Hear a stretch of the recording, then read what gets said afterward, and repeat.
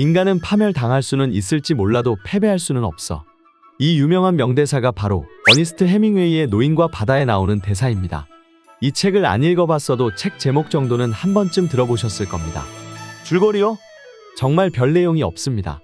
정말 간단히 말하면 쿠바 어촌 마을에서 80세가 넘은 늙은 어부가 사흘간 청새치를 잡는 과정을 서술한 책입니다. 그냥 노인 어부가 물고기를 잡는 내용인데 이 책이 왜 이렇게 오랫동안 사랑받는 고전 중 하나일까요? 그 이유를 지금부터 얘기해 볼게요. 자, 얼른 시작하자냥. 늙은 어부 산티아고 할아버지가 있습니다.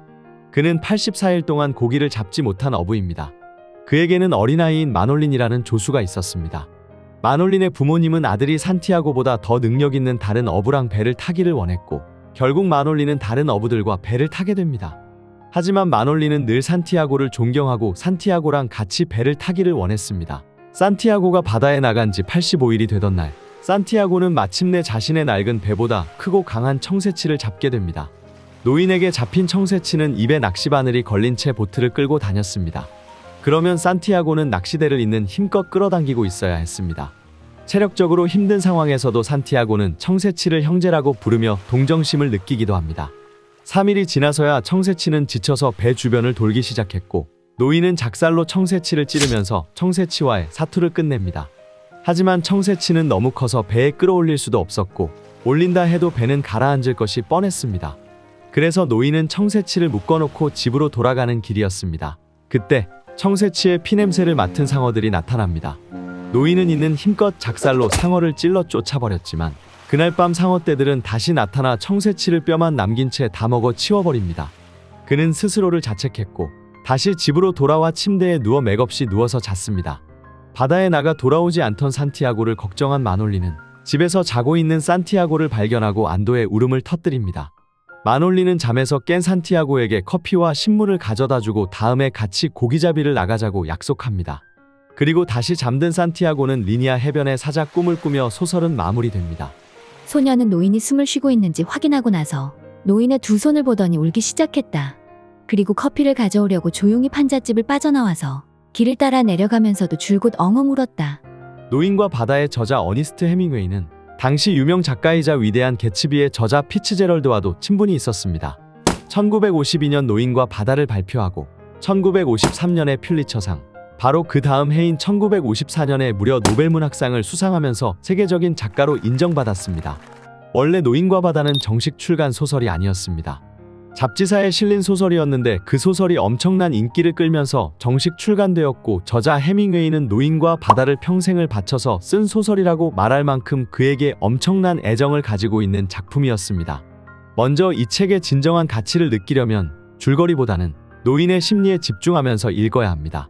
솔직히 제가 이 책을 처음 봤을 때는 초반에는 재밌게 보다가 중간쯤에는 살짝 지루했습니다.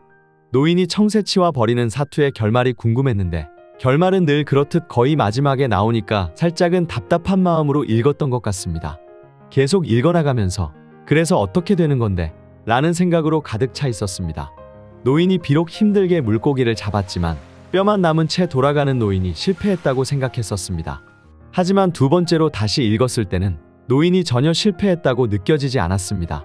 사흘간 청새치를 잡을 때도 노인은 잘못하면 자신이 죽을 수도 있는 위험한 상황이었지만 자신의 배보다 훨씬 큰 물고기를 뼈만 남은 채 돌아가는 한이 있어도 노인은 끝까지 상어들과 싸웠고 결국 결과적으로는 아무것도 얻은 거 없이 실패했다고 볼 수 있는 고기잡이였지만 노인이 고기를 잃은 건 청새치와의 사투에서 이미 승리를 거둔 뒤였습니다. 저는 그렇게 돌아온 노인이 실패했다고 생각하지 않습니다. 훌륭한 과정 속에서 노력하고 또 인내하는 모습을 보여줬고 청새치의 피냄새 때문에 떼지어 몰려든 상어로 인해 고기를 다 잃었지만 노인은 청새치에게 달려드는 상어들을 용감하게 무찔렀고 자신 또한 무사히 살아서 마을로 돌아갔습니다. 이건 결과주의적 관점이 아닌 그 과정을 본다면 마을의 소년 마놀린이 왜 산티아고를 존경하고 따르는지 이해할 수 있을 것 같습니다. 마을 사람들은 늘 결과만 보고 노인을 놀려대고 비아냥거리지만 40일간 산티아고 할아버지와 함께 고기잡이를 한 할아버지의 든든한 친구인 소년 마놀린은 그의 고기 잡는 과정을 가장 가까이서 보면서 존경심이 깃들었을 거라 생각됩니다. 노인은 마을의 젊은 어부들과 달리 바다와 물고기 등 모든 자연 환경을 해치지 않고 함께 살아가야 할 대상으로 여겼고 이것들을 형제라 생각했습니다. 바다라는 배경은 우리의 삶을 나타내기도 하는데 인간이라면 누구나 치러야 하는 삶과의 전쟁을 노인이 청새치를 잡는 사투로 나타낸 것 같습니다. 어떻게 사는데 좋은 결과만 남을 수 있을까요? 결과가 안 좋더라도 노인이 청새치를 잡은 과정처럼 그 과정이 훌륭했다면 그것 또한 너무 멋진 삶입니다. 저는 그동안 쿠바 어촌 마을 사람들처럼 결과만 중요시한 채 과정은 무시하고 나를 채찍질해 온 건 아닌가 생각해보면 저도 늘 분명하고 남는 결과만 중시했던 것 같습니다. 제 아무리 결과가 안 좋아도 산티아고의 과정 속에서 그의 훌륭한 진가를 알아보는 마놀리는 좋은 사람일 거라는 생각이 듭니다. 좋은 사람은 좋은 사람을 알아보는 법이니까요. 고전 문학은 다 읽고 나면 생각할 거리를 많이 만들어줍니다. 저는 그런 작품들이 좋은 작품이라 생각합니다. 노인과 바다도 역시 고전은 고전인 게 다 읽고 나니 많은 생각이 들고 시간이 지나 다시 읽으면 또 느낌이 다르게 다가옵니다. 몇몇 비평가들은 80살이 넘은 노인이 사흘간 거의 밤을 새워가며 몇백 킬로그램이 넘는 큰 고기를 잡는 게 말도 안 되며 현실성이 떨어진다는 평도 있지만 이건 그저 소설일 뿐입니다. 책을 무조건 좋게 보는 것보다 비판적인 사고로 읽는 것도 중요하지만 저는 구체적인 현실성의 판단보다는 이 책이 알려주는 다른 좋은 부분들에 집중해서 책을 봤고 거기서 많은 생각들을 얻은 것 같습니다. 산티아고는 마을에서 나이도 많고 84일째 고기를 못 잡는 어부라 스페인어로 운이 없는 사람을 뜻하는 살라오라고 불립니다. 마을의 다른 어부들이 그를 놀려도 산티아고 할아버지는 조금도 화를 내는 법이 없습니다. 다른 젊은 어부들과 달리 물고기와 바다를 친구이자 형제로 여기고 누가 뭐라고 하든 스스로를 믿고 본인이 옳다고 생각하는 것들을 해내는 산티아고는 훌륭한 어부라는 생각이 듭니다. 다음에 더 좋은 영상으로 돌아올게요. 자신만의 또 다른 의견이 있다면 댓글로 남겨주세요.